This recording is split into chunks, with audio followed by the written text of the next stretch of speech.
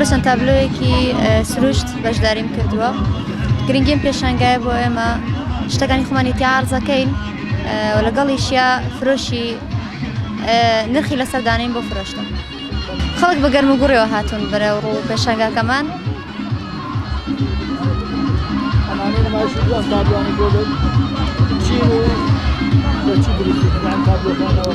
تابلۆکانی من ماوەدی ئاویم تێ بەکارهێناوە بۆی ئاوی، وەکووتی وێنەکانم سروشتم دەرا لە سروشتەکە چکە حەز و خوڵێ خۆمە.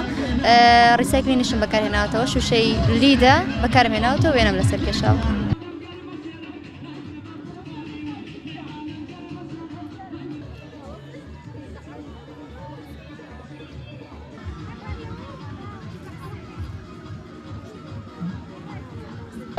ئەم پێشانگای پێکاتۆ لە 12 خانم بەردەمەکان لێرە شیرینی و ئێکسوادات و جلی کوردی خانمانە و بابەتی ناوماڵ کاتی ناوماڵ.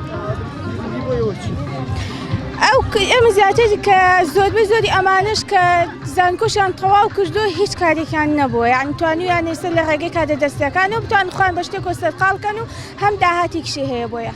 خۆم بە ئێکسوادات و بابەتی خانمان.